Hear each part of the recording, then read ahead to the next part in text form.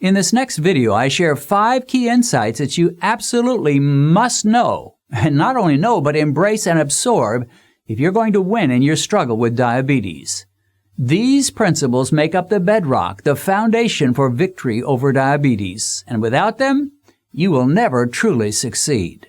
In the realm of diabetes, there's a lot of controversy and difference of opinion. Even the doctors don't agree with each other about the best form of treatment or whether there really is any hope of significant improvement.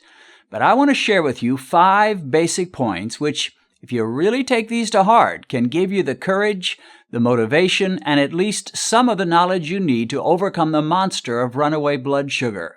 Whatever you learn or do not learn, if you at least get these right and embrace these points, you have an excellent chance of defeating diabetes and living out your years unaffected by those terrible diabetic complications. Of course, you should get a great diabetes doctor and work closely with him or her. But having done that, there are 5 insights that will give you help in conquering diabetes. Let's get started. Point number 1. The fight with diabetes is winnable. Don't listen to the pessimists who would tell you that diabetes is some progressive disease which will only get worse over time, regardless of how you respond or what you do. So, how do we know it's winnable? It's very simple. If you simply look around and do a little research, you'll find unlimited testimonies, stories of people who've gone from a diabetic state to a non-diabetic one.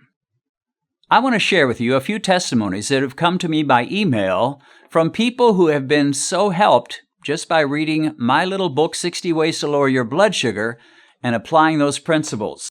This one is from a lady who appreciated the YouTube videos and also read one of my books. She says, in the end of June, I went to a doctor and had my A1C checked. It was 6.7. In 1 month, I went from an A1C of 6.7 to 5.7. on a strict low-carb diet, 60 carbs or less per day, that my doctor advised. The YouTube videos helped me stay focused and encouraged. Wow, from 6.7, which is diabetic, to 5.7, which is non-diabetic, in 1 month. Here's another one. Dear Dennis, I just finished reading your book. I want to thank you for sharing this important information with the public. I am a newly diagnosed type 2 diabetic. My first monitor reading in the doctor's office was 301. Wow, 301. My fasting glucose tested at 285 with an A1C of 9.9. The nurse practitioner wanted to put me on metformin immediately, but I asked my doctor if I could try diet and exercise first. He gave me 3 weeks. That was in June. Now, this email came to me in August, a couple months later. She says, since then, I've lost 9 pounds, and I've reduced my blood sugar reading by more than half. On Thursday, 3 of the 4 people I ate lunch with are diabetic. Thanks to you, I was the only one not on medication. I ate every bit of a huge salad and tested at 107 afterward.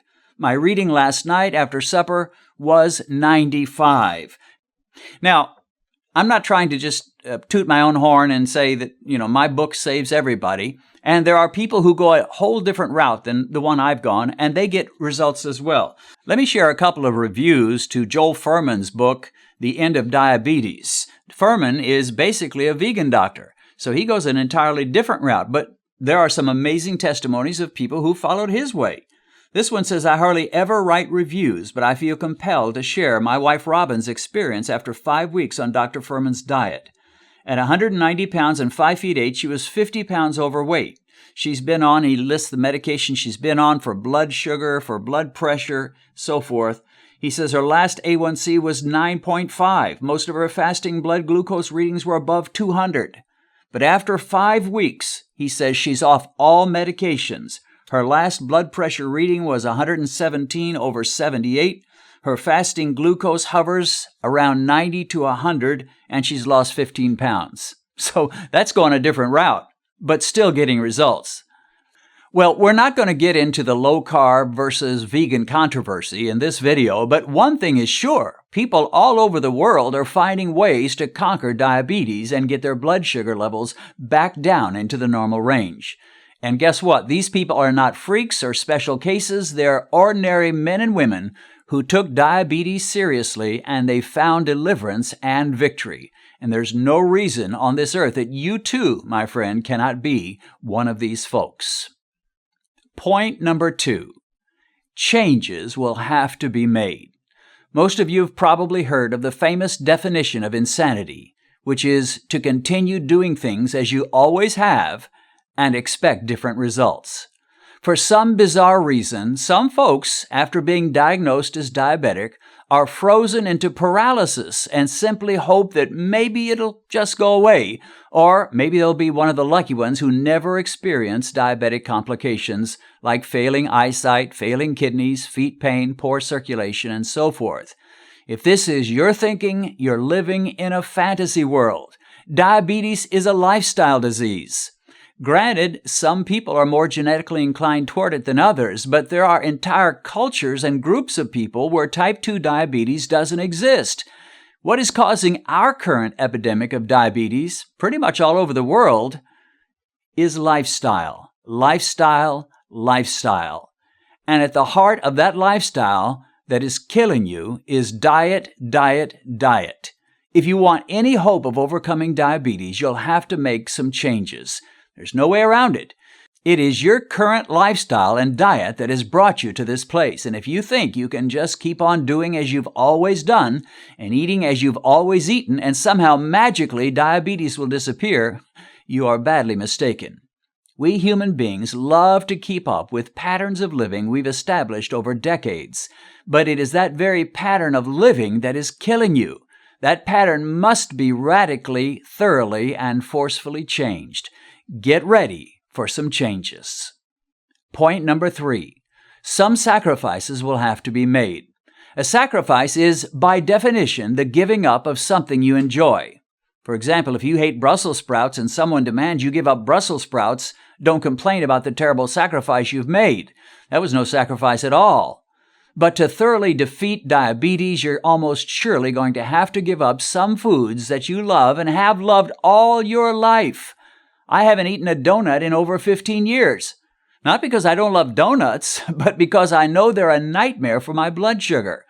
Apart from doing a couple of experiments for videos I produced, I haven't eaten potatoes in over 15 years. Do you think I wouldn't love to go to a steakhouse and order a great big russet potato to go along with my steak? But I don't do that. I'd order a salad instead, not because I think salads taste so much better than potatoes. They don't. But I know what potatoes do to my blood sugar. Anyone who overcomes runaway blood sugar will make some significant sacrifices. If you go the vegan route, you'll be giving up meat, dairy, and eggs, and probably quite a bit more. If you go the low-carb route, you'll be forsaking cinnamon rolls, ice cream, candy, soda, fruit juice, French bread, pasta, breakfast cereal, and rice, and I could go on and on. There are some substitutions you can make for many foods, but there is no getting around it. You will have to make some sacrifices. Imagine an outstanding athlete who wants to play college football, but he refuses to accept the reality that you can get hurt in football. He tells the coach, "I'd love to play for your team, but you must guarantee that I'll never be hurt. I'll never experience pain. I'll never be violently blocked or tackled while I'm playing football." The coach would laugh at him and tell him, "You don't know what football is all about." Hurt and pain are part of the game. If you can't handle that, then you need to join the cheerleading squad instead and cheer for us from the sidelines. Similarly, sacrifice and the willingness to forsake some of the foods you've loved all your life are a part of the struggle to beat diabetes. And if you're not willing to embrace that reality, then you'd better just accept a miserable, unhealthy, and shortened life, for that is surely what you will get. Point number 4. Some carbohydrate restriction is inevitable. There's really no getting around this. I have some people make comments on my videos that carbs are not the problem, and if we can just eliminate all the animal products in our diet, we'll have perfect blood sugar levels and we can stuff ourselves with all the carbs that we want. There are all kinds of problems with this overly simplistic, naive idea. First of all, sugar is a carb. Are you really telling us that we can eat all the sugar we want as long as we lay off the steaks and we'll be fine? No responsible dietitian would say that. Not the low-carbers, not the vegans, not anybody. To suggest that we can gorge ourselves on donuts and pretzels and candy and cake and Twinkies and Fruit Loops and have no worries as long as we stay away from meat, eggs, and milk is foolishness.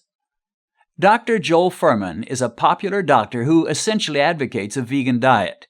He's so popular, he's just about the king of the vegans, the granddaddy of all the vegan doctors. Listen to what Dr. Fuhrman says. Typical vegan diets do not show the dramatic improvements in lipids, triglycerides, glucose, and even weight loss. One important design feature for better health and disease reversal is the reduction of high-starch vegetables and grains and the substitution of beans, nuts, and seeds instead. A high-starch, low-fat diet, regardless of whether or not the dieter is eating meat, can derail weight loss and lead to high triglycerides. To paraphrase Dr. Fuhrman, he's saying that just being a vegan is not nearly enough to conquer diabetes. Just because you go vegan doesn't mean you can eat any plant-based foods your heart desires and you'll fix your diabetes. You're going to have to cut some of these high-starch and grain-based carbs. Dr. Fuhrman also condemns sugar in no uncertain terms. Instead, he pushes nuts and seeds, beans, and a lot of green leafy vegetables. And that, my friend, means that most people will be cutting their carbs drastically. Sarah Halberg gave a talk as part of the YouTube TED Talk series, which now has millions of views. In her talk, she makes one statement that is unforgettable, at least to me. She declares, low-carb intervention works so fast, we can literally pull people off of hundreds of units of insulin in days to weeks. Did you get that? If you're wondering what she means by low-carb intervention, she's talking about simply changing people's diet from high-carb to low-carb. Slash the carbs, you slash the need for insulin. And this is not some gradual 2 or 3 year process. Many diabetics can get off of hundreds of units of insulin in a few days or a few weeks, according to Dr. Halberg. Some may say, but I want to do it the natural way. I don't want to have to reduce my carbs. Carbs are natural. Really? Is it natural to eat donuts, chocolate cake, fluffy white bread with almost no fiber, candy bars, big monster pretzels made of white flour, to drink sodas and concentrated fruit juices and energy drinks which have no fiber and are jammed full of sugar? Is it natural to eat 6 to 10 servings of genetically modified fruit every day, all year long? Did your great-great-grandpa eat and drink these things? The way most people eat today is decidedly unnatural and unhealthy, and our epidemic of diabetes, high blood pressure, and heart disease is the price we pay for it. Point number 5. If you're overweight, those extra pounds will have to come off. Nearly every approach to reversing diabetes recognizes this. There's absolutely no question that there is a direct link between obesity and diabetes. People debate whether the obesity causes the diabetes or the diabetes causes the obesity. But however you feel about that, the point is, as long as you're significantly overweight, you're fighting the monster of diabetes with one hand tied behind your back. The good news is that typically when you cut the carbs, you cut the levels of insulin surging through your bloodstream, and you find that losing weight becomes a whole lot easier. You'll still have to exercise a little self-control, but there's nothing wrong with that. Self-control is a good thing, and it'll help you not just in diabetes, but in many areas of life. But many who go low-carb find that the pounds come off almost automatically without a whole lot of effort, sometimes even without doing much exercise.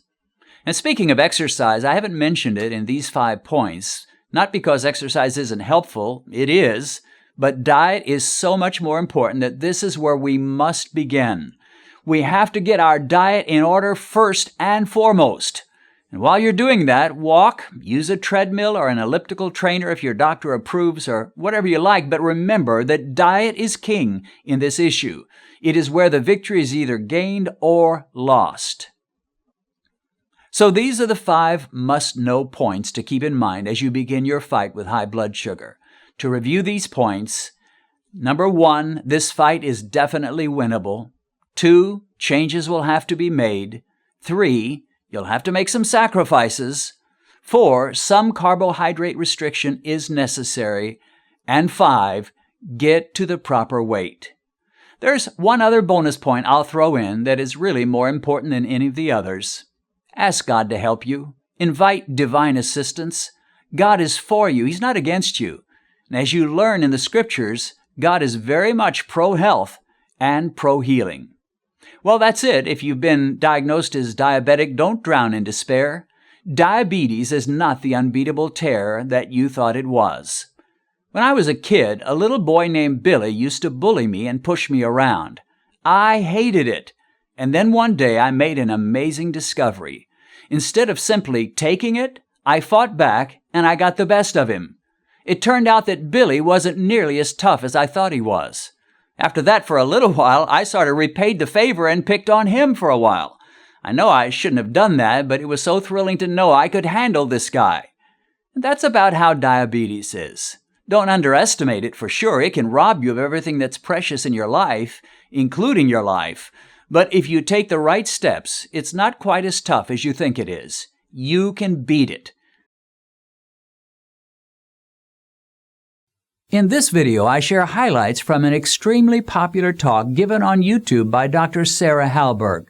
This 18-minute presentation by Dr. Sarah has been viewed by over 6 million people at this point and has helped multitudes of diabetics to bring their glucose levels down into the normal range, and it shows no signs of stopping. What was it she said that struck such a powerful chord in so many people? Well, I won't keep you in suspense. I'm referring to a talk given by Dr. Sarah Hallberg, which was posted on YouTube as part of the TED Talk series about 5 years ago. It has become one of the most powerful and effective talks ever given about diabetes in the history of, well, diabetes. It currently has nearly 6 million views, and the number of diabetics who've been helped through this talk is uncountable. I watched it quite a few years ago. Sarah didn't convert me because I was already convinced that the main point of her message was absolutely true, so I didn't really need converting, but I was impressed. In her short 18 minutes, she said about all that needed to be said, and anyone who could listen to that talk and refuse to admit that she made a lot of sense, well, I'd have to say that they have very little sense of their own. Well, let's talk first about who Sarah Hallberg is. She states at the beginning of her talk that she is an obesity doctor, helping obese patients to lose weight and regain their health. Now, these days, about 5 years later, she appears to give more attention to reversing diabetes than dealing with overweight patients. Her website refers to her as the medical director at Virta Health, the first clinically proven treatment to safely and sustainably reverse type 2 diabetes without medications or surgery. Sarah Hallberg has become a big deal among the keto crowd and in the diabetic world. She's frequently interviewed by low-carb doctors and enthusiasts and has seen amazing success at her health clinic. In this video, I want to review a few of her statements made in the video that really launched her to become a ketogenic celebrity, and of course, throw in a few comments of my own. Let's get started. In the beginning part of her 18-minute lecture, Sarah describes something most of you would know, which is that insulin's job is to escort blood sugar into the cells of our bodies, and that insulin levels are going to rise in order to keep up with elevated blood sugar. Now, that's not a major news flash. The very first statement she makes, which is somewhat startling, is when she announces, if you think you don't have insulin resistance, you might want to think again. Half of Americans have either diabetes or prediabetes. Now, I've heard that statement before. I'm not sure what this is based on, but I would guess it's probably true or close to true. In America and in most countries in our world, metabolic syndrome is running rampant, and it is totally out of control. Of course, diabetes is not contagious, but the lifestyle that fosters diabetes very much is contagious. It runs from one person to another, from family to family, and from one culture to another. Diabetes and prediabetes are nearly omnipresent in our world today. Sarah goes on to share the main source of high blood sugar in terms of the food that we eat, saying carbs raise glucose and insulin a lot. Proteins raise it some, fats raise it almost not at all. When we eat carbohydrates, our insulin and glucose levels are going to spike up fast. With proteins, it looks a lot better. But take a look at what happens when we eat fat. Essentially nothing. Again, this is Diabetes 101. Carbs raise blood sugar a lot. If you don't believe that, get a glucose meter, eat a big bowl of macaroni and cheese and a baked potato, test your glucose before eating, and then test your glucose about an hour after eating, and you will be convinced for sure. Now, for your next meal, eat some salmon drenched in butter and a spinach salad. Test before eating and an hour after eating. Again, your blood sugar meter will not lie. So nothing revolutionary here, at least not for most of us, but some people are so metabolically ignorant that this simple truth, easily proven, is revolutionary. It's amazing how the light comes on when people start testing their blood sugar, especially with post-meal tests. Strangely, many of the doctors, dietitians, and nutritionists either don't seem to know this, or more likely they just don't feel it's especially relevant. But for the diabetic, this is incredibly relevant. In fact, there's hardly anything more relevant. Later, Sarah describes how that when you eat a high-carb meal, such as at a Chinese restaurant, you can stuff yourself, and a short time later, you're hungry once again. She describes the standard American diet this way. We have this setup, she says. 1, eat carbs. 2, glucose goes up. 3, insulin goes up. 4, you have hunger and fat storage. In other words, the more carbs you eat, the more insulin is released, the more fat is stored in your body, and the hungrier you get. And so you eat more, have more insulin released, store more fat, and get hungrier still. And coming from the perspective of a doctor who is seeing obese patients constantly, Sarah knows whereof she speaks. During her talk, Sarah takes on the ADA.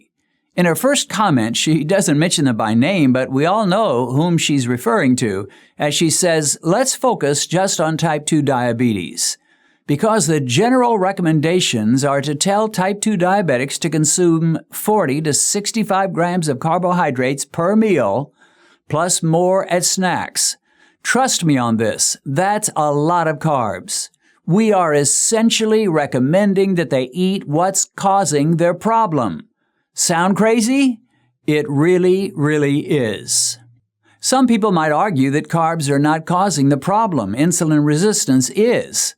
But carbs are what drive high glucose and high insulin, and a state of constant insulinemia, which leads to insulin resistance. Slash the carbs, you slash the glucose, the high insulin levels go down, and you no longer live in continual insulinemia. So while the problem technically is insulin resistance, once carbs are reduced in a major way, especially when time-restricted eating and intermittent fasting are added, you suck the life out of your insulin resistance. Sarah says this about treating diabetes by demanding meals of 40 to 65 grams of carbs. She says, sound crazy? It really, really is. Well, I agree, Sarah. This is the essence of true irrationality. It is irrational, unreasonable, illogical, ridiculous, foolish, absurd, and to use Sarah's word, just plain crazy. Sarah starts getting personal in naming the ADA, and she says that their guidelines declare that the evidence is inconclusive in allowing them to recommend a specific carbohydrate limit.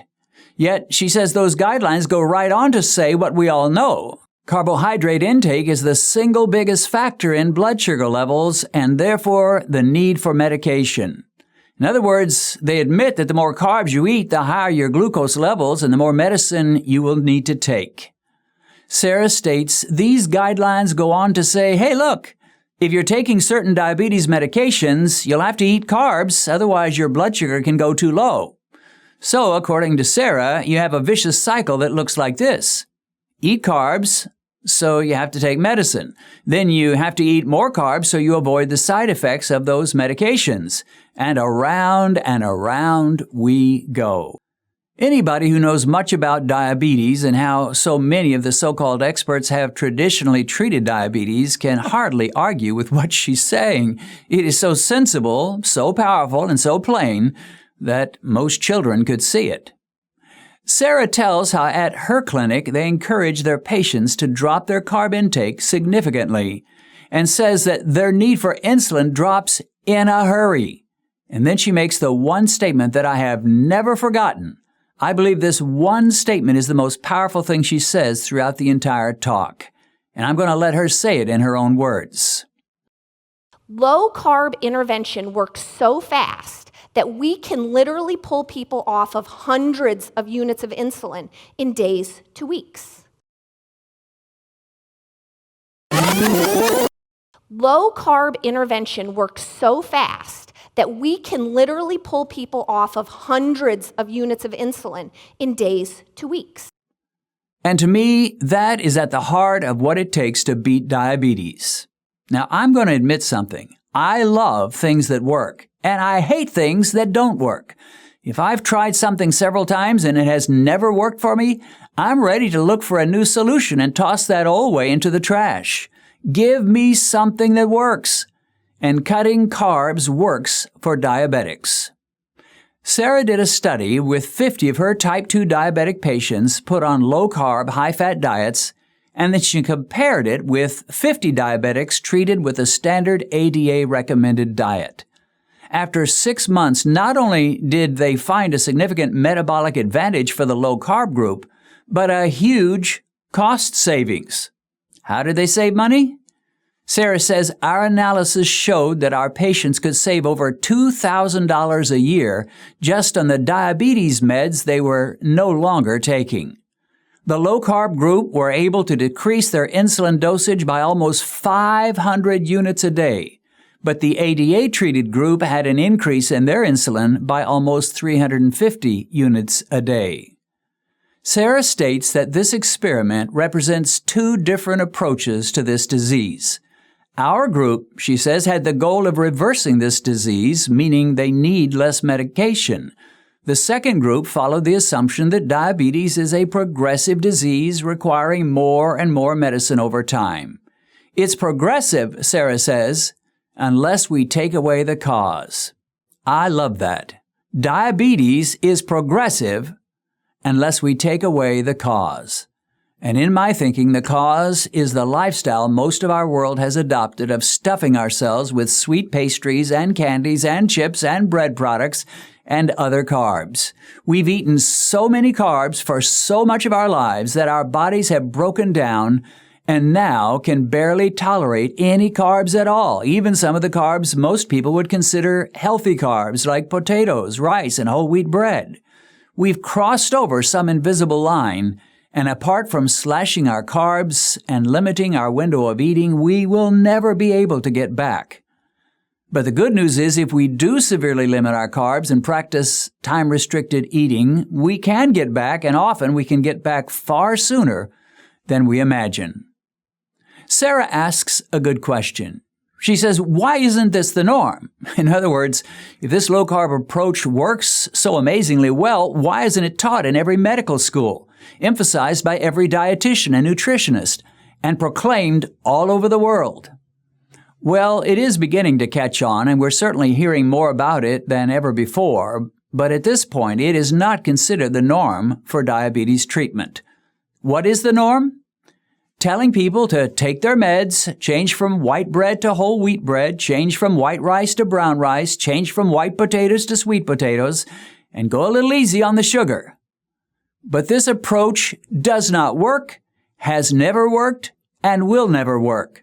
And this is why most of our experts will say with somber voices that diabetes is a chronic and progressive disease. Well, yeah, it is if you treat it with lots of carbohydrates. But it sure doesn't have to be if you'll open your eyes and try something that actually works. Sarah gives two reasons for why most establishment medical professionals stay with the eat carbs and take your meds approach. She says it's because, one, status quo. It's hard to break. People will tell you to eat your 50 or 60 grams of carbs per meal because that's what they were taught, and their teachers said that because that's what they were taught. Sarah continues, the second reason we don't see it everywhere is money. Don't be fooled. There's a lot of money to be made by keeping you sick. Now, I hate to think that's true. I always try to believe that most people have good motives, even though they may be dead wrong in what they're telling you. But I'm not so naive as to suppose that money plays no role in this at all. To close, let me take a few minutes to address the question, why did this video go viral? It's just one video about diabetes and blood sugar among thousands and thousands of videos on YouTube and all over the internet. Why this one? Well, I think part of the reason has to do with the time in which she made the talk.